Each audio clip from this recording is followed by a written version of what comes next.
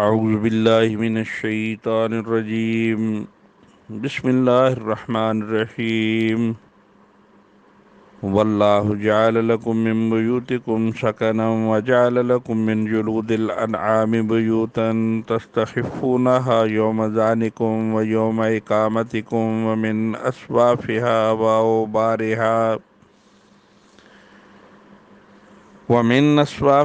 واوبارها وأشعارها أساسا ومتاعا إلى حين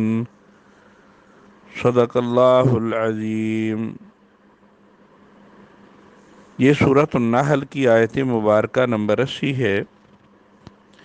اس آیت مبارکہ کے اندر بھی اللہ رب العزت نے اپنی نعمتوں کے ذریعے دلائل دیتے ہوئے یہ بات ارشاد فرمائی ہے کہ اے لوگو، یہ نعمتیں میں نے تمہارے لیے پیدا کی ہیں، اور یہ ساری نعمتیں میری خالقیت کی اور میری مالکیت کی اور بنانے کی گواہ ہیں۔ اور اس میں جو پہلی نعمت اللہ رب العزت نے یاد دلائی، واللہ جعل لکم من بیوت سکنا، اور اللہ نے تمہارے واسطے بنا دیے گھر۔ سکنا سکونت کی اور سکون کی جگہ، رہنے کی اور سکون کی جگہ بنا دی تمہارے لیے۔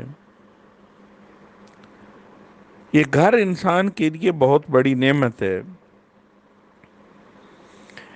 اللہ رب العزت نے اس پہلی نعمت کو انسان کو یاد دلایا کہ تم گھر میں کس طرح اپنے لیے امن محسوس کرتے ہو، کہ ایک آدمی خوف کا مارا اگر گھر پہنچ جائے تو اس کے سارے خوف دور ہو جاتے ہیں۔ وہ گھر میں اپنے لیے سکون کی جگہ اور آرام کی جگہ محسوس کرتا ہے۔ عزیز طلبہ و طالبات، آپ جس جگہ روزانہ سونے کا آپ کا معمول اور آرام کرنے کا معمول ہوتا ہے، اگر اس آرام کی جگہ کو تبدیل کر دیا جائے، کسی نئی جگہ پہ سونا پڑ جائے، تو انسان کتنا عجیب محسوس کرتا ہے اور کتنی دیر تک اسے نیند نہیں آ رہی ہوتی۔ تو رہنے اور سکون کی جگہ گھر جہاں انسان رہ رہا ہوتا ہے، وہ کتنی نعمت ہے کہ اللہ رب العزت اس کی ساری تھکاوٹیں وہاں پہ لیٹے ہوئے اور وہاں رہتے ہوئے دور کر دیتے ہیں۔ یہ تو مستقل گھر تھے۔ وَجَعَلَ لَكُم مِّن جُلُودِ الْأَنْعَامِ بُيُوتًا۔ پھر عرب لوگ ہر وقت سفر پہ رہتے، اور سفر کے دوران مختلف جگہوں پہ انہیں گھر کی ضرورت پڑتی تھی، تو اس گھر کو بھی یاد دلایا، وَجَعَلَ لَكُم مِّن جُلُودِ الْأَنْعَامِ، اور بنائے تمہارے واسطے جلود الانعام، چوپایوں کی کھالوں سے، بیوتن گھر۔ عرب جو خیمے تیار کرتے تھے وہ جانوروں کی کھال سے تیار کیا کرتے تھے۔ اس کھال کو سی کے بہت بڑا خیمہ بنا لیتے، اونٹوں کی کھال کو سیتے اور اس سے خیمہ بنا لیتے، تاکہ تم سفر کے دوران یہ جو خیمے اٹھا کے پھرتے ہو، جنہیں جانوروں کی کھالوں سے تیار کرتے ہو، تستخفونہا یوم ذانکم و یوم اقامتکم۔ تستخفونہا، کتنا خفیف محسوس کرتے ہو تم ان کو، کتنا ہلکا پھلکا محسوس کرتے ہو، یوم ذانکم، جب تم کوچ کرنے لگتے ہو، و یوم اقامتکم، اور جب تم کسی جگہ قیام کرنے لگتے ہو، اقامت کرتے ہو، تھوڑی دیر کے لیے ٹھہرتے ہو۔ سکونت مستقل ٹھہرنا اور اقامت عارضی ٹھہرنا۔ سکونت اور اقامت کے اندر یہ فرق ہے۔ اقامت عارضی ٹھہرنے کی جگہ کو کہتے ہیں، اور سکنا اور سکونت مستقل ٹھہرنے کی جگہ کہلاتی ہے۔ آپ دیکھتے ہیں کہ آپ کے ایڈریس میں سکنا، جس جگہ آپ پکے رہتے ہیں، وہ جگہ لکھی ہوتی ہے اور لکھنی ہوتی ہے۔ تو یہ خیمے ہلکے بھی ہوتے تھے، اٹھانے میں کوئی وزن محسوس نہیں ہوتا تھا، ایک جگہ سے دوسری جگہ منتقل کرنا ایسے آسان ہوتا تھا۔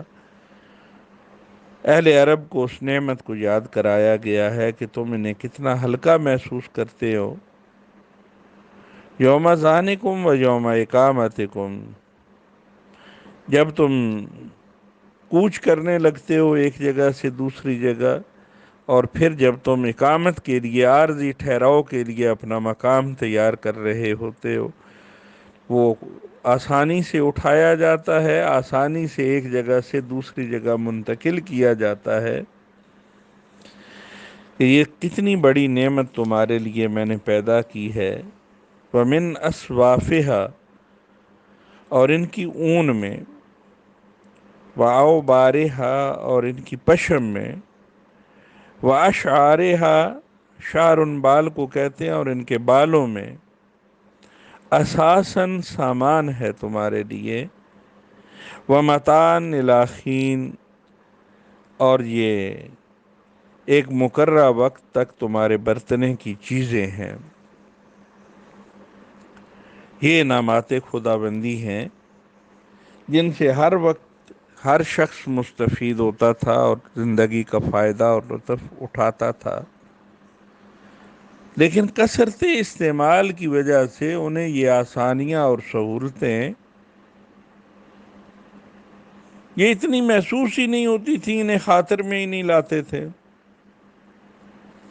اللہ رب العزت نے ان کا ذکر کر کے انہیں یاد دلایا ہے کہ اگر یہ نعمتیں تم سے چھین لی جائیں تو تم پھر محسوس کرو گے کہ زندگی کتنی دوبھر اور مشکل ہو گئی ہے۔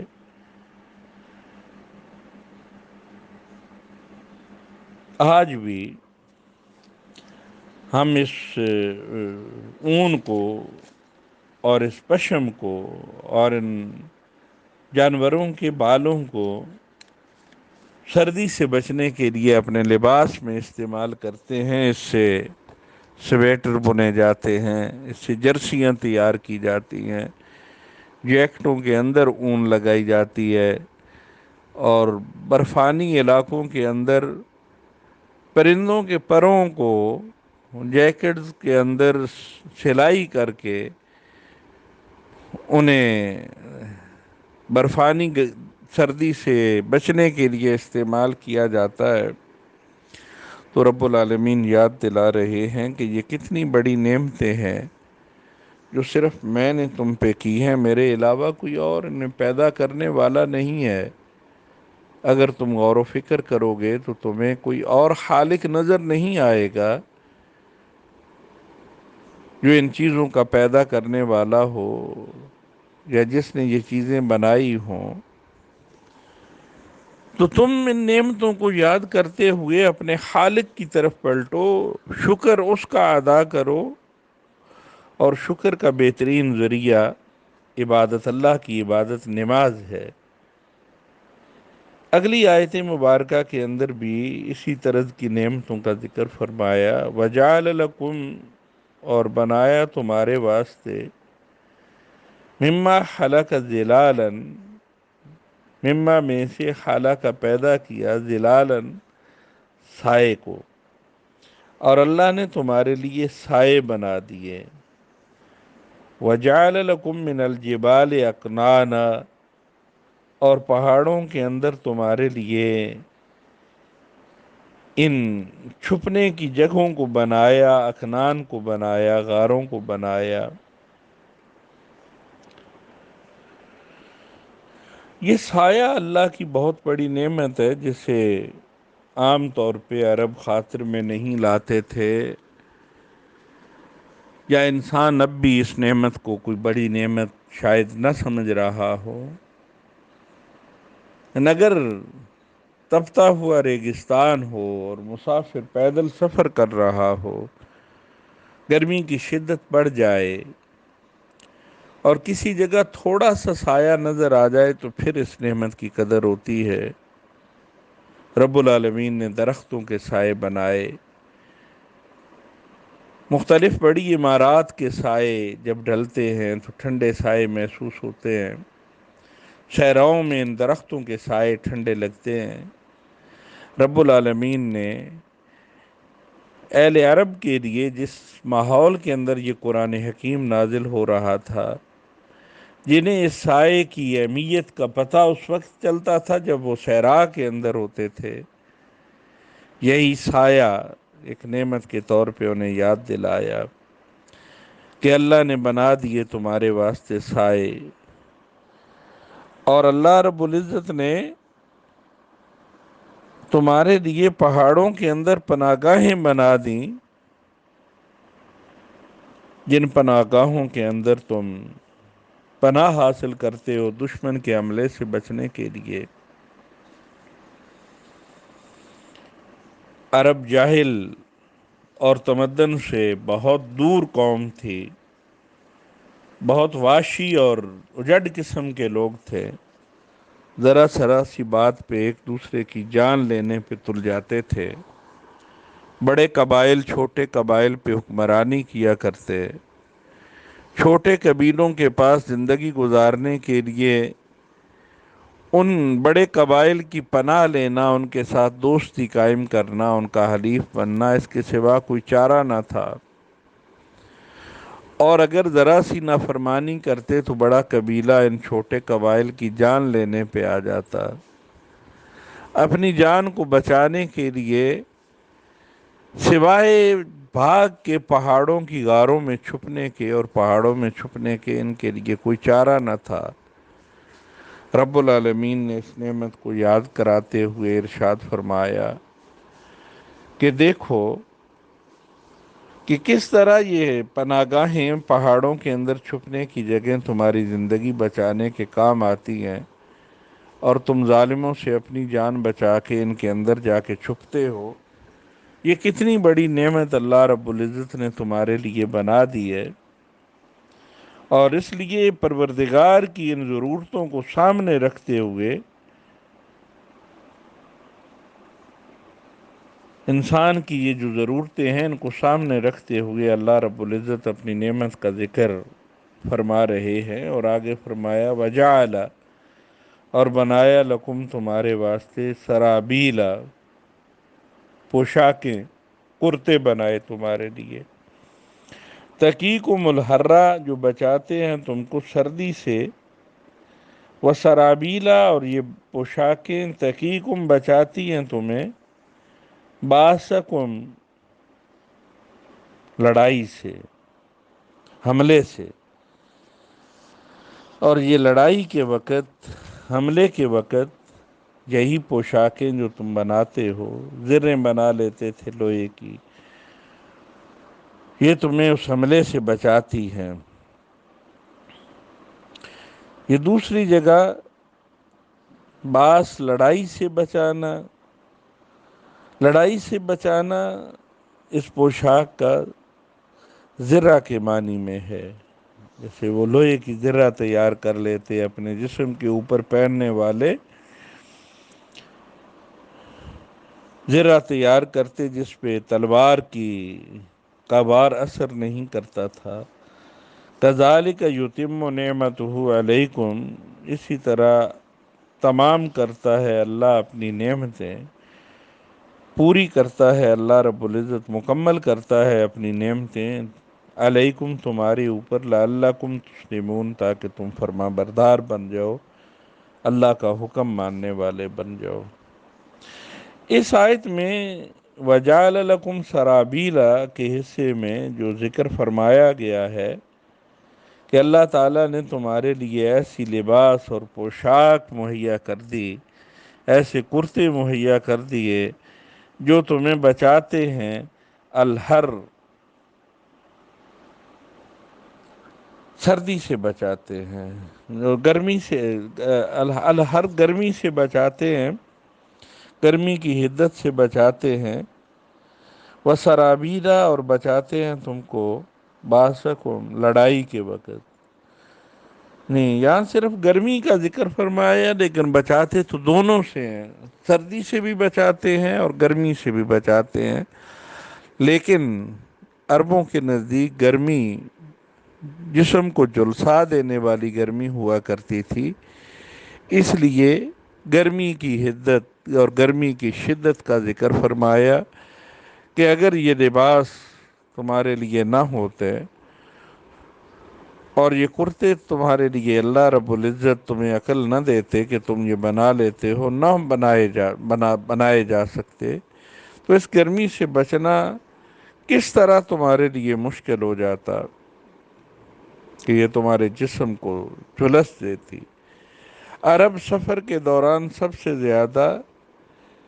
اسی لباس کے لیے فکر مند ہوتے تھے، اور اس گرمی کی پریشانی انہیں کھائے جاتی تھی،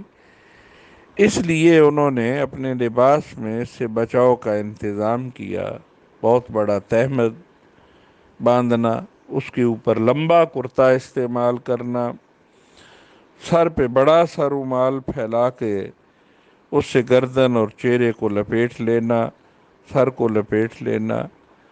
تاکہ ان جگہوں کو باد سموم،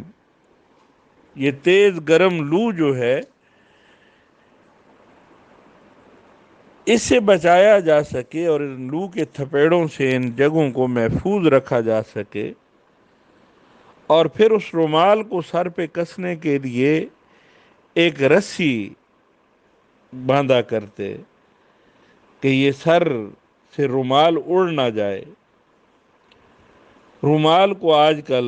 غطارہ کہتے ہیں، اور یہ جو رسہ اوپر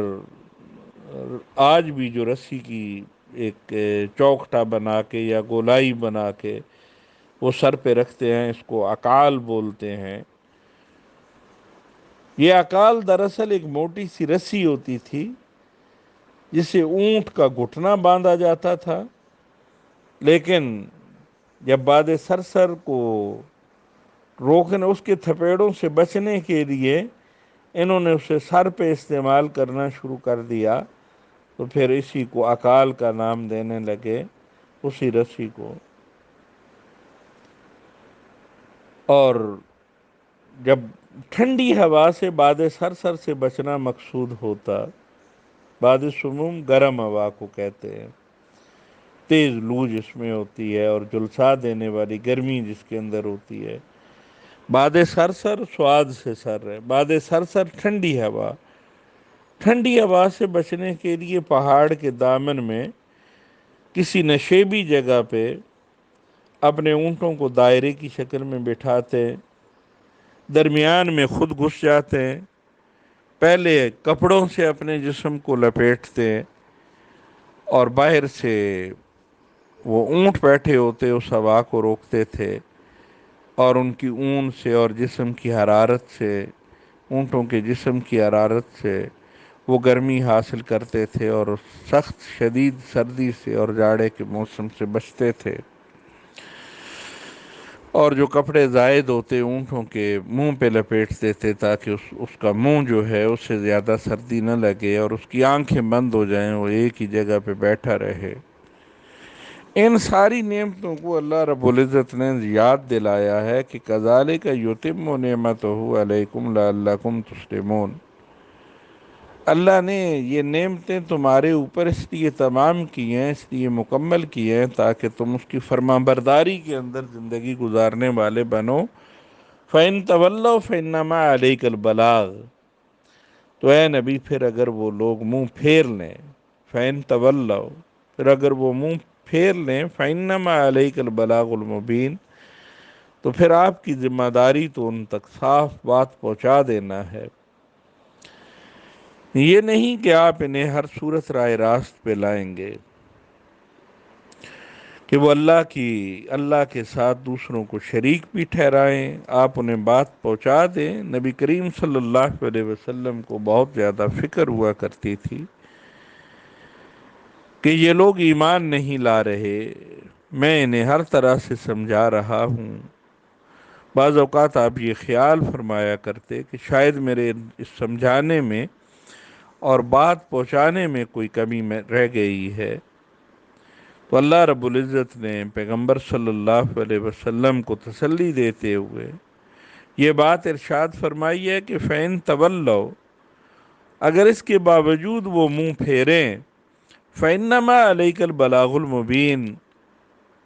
تو آپ کے ذمہ تو یہ صاف صاف کھول کے بیان کر دینا ہے، آپ انہیں راہ ہدایت پہ زبردستی تو نہیں لا سکتے۔ یعرفون نعمت اللہ ثم ینکرونہا واکثرہم الکافرون۔ یعرفون نعمت اللہ، اللہ کی نعمتوں کو وہ پہچانتے ہیں، ثم ینکرونہا، پھر ان کا انکار کرتے ہیں، واکثرہم الکافرون، اور ان میں سے اکثر ناشکرے لوگ ہیں۔ یہ کفار اللہ تعالیٰ کی نعمتوں کو خوب پہچانتے تھے، اور ایسے بے وقوف بھی نہیں تھے کہ انہیں یہ علم نہ ہو کہ ان نعمتوں کا دینے والا اور نعمتوں کا پیدا کرنے والا اللہ کے سوا اور کوئی نہیں ہے۔ البتہ یہ بات بڑی تعجب خیز ہے کہ یہ سارا کچھ پہچانتے ہوئے وہ اس کا انکار کرتے۔ انکار دراصل اس بات کا نہیں کہ اللہ تعالیٰ نے یہ نعمتیں پیدا نہیں فرمائی ہیں اور وہ ان کا عطا کرنے والا نہیں ہے۔ یہ انہیں پتہ تھا کہ نعمتوں کا پیدا کرنے والا اور ان کا عطا کرنے والا اللہ تعالیٰ ہی ہے، لیکن درمیان میں کچھ واسطے انہوں نے بنا رکھے تھے کہ یہ نعمتیں ڈائریکٹ ہم تک نہیں پہنچتی جب تک ہم ان بزرگوں کی اور ان بتوں کی اور ان دیوتاؤں کی پوجا نہ کریں۔ یہ نعمتیں ہم تک ان دیوتاؤں کے کرم سے پہنچتی ہیں، ان کے راضی ہونے سے پہنچتی ہیں، اور اگر وہ اس میں مداخلت نہ کریں تو یہ ان نعمتوں کا ہم تک پہنچنا بند ہو جائے۔ یہ دراصل درمیان میں وہ جو شرک لے آتے تھے اور واسطے لے آتے تھے اور ان واسطوں کو دخیل مان کر وہ اپنے لیے شرک کا جواز پیدا کر لیا کرتے تھے، اللہ رب العزت نے اس کی تردید فرمائی ہے۔ یہاں پہ یہ رکوع نمبر 11 سورہ النحل کا پورا ہو جاتا ہے، اور اس رکوع کا خلاصہ یہ ہے کہ جس طرح پچھلے رکوع کے اندر دلائل عقلی سے توحید خداوندی کا اثبات اور شرک کا رد کیا گیا تھا، اب بھی انہی دلائل کے ذریعے وسعت علم باری تعالیٰ کا ذکر تھا، اور اب یہاں پہ علم غیب فی الذات اور فی ذات باری تعالیٰ کا ذکر ہے۔ تذکیر بآلاء اللہ سے دلائل توحید اور فرائض خاتم الانبیاء بیان کرتے ہوئے آپ صلی اللہ علیہ وسلم کو تسلی دی گئی ہے کہ اللہ رب العزت عالم الغیب ہیں، وہ ان ساری باتوں کو جانتے ہیں، آپ کے ذمہ صرف اور صرف اس پیغام کا پورا پہنچا دینا ہے، اور یہ پیغام پورا پہنچا دینے کے بعد آپ کی ذمہ داری ختم ہو جاتی ہے۔ ان کو سارے دلائل دے دیے ہیں کہ تم کتنے بے بس ہو، اپنے لباس کے معاملے میں، سائے کے معاملے میں، اپنی پناہ گاہ کے معاملے میں، خیمہ ایک جگہ سے دوسری جگہ لے جانے کے بارے میں اللہ نے کتنے آسانیاں تمہارے لیے پیدا کیں کہ کھال سے خیمہ بنانا تمہیں سکھا دیا۔ یہ گرمی اور سردی سے بچنے کے لیے جو نعمتیں اللہ نے تمہیں دی ہیں، ان ساری نعمتوں کا ذکر کرتے ہوئے اللہ رب العزت نے ارشاد فرمایا کہ جب یہ ساری نعمتیں تم یہ مانتے ہو کہ پیدا کرنے والا مالک ہے، تو پھر یہ درمیان میں شریک ٹھہرانا اور واسطے کے ذریعے سے مانگنا اور ان واسطوں کا سبب سمجھنا کہ ان کے ذریعے سے اللہ دیتا ہے، ان واسطوں اور وسیلوں کو چھوڑ کے ڈائریکٹ اللہ رب العزت سے اپنا تعلق قائم کر لو۔ یہ جو واسطے تم درمیان میں لے آتے ہو، یہ خود اپنے لیے تم شرک کا جواز پیدا کر لیتے ہو، اس لیے اس سے باز آ جاؤ۔ اللہ سے دعا ہے کہ وہ ہمیں توحید باری تعالیٰ کو خالصتاً سمجھنے کی اور اس پہ عمل کرنے کی توفیق دے۔ وآخر دعوانا ان الحمد للہ رب العالمین۔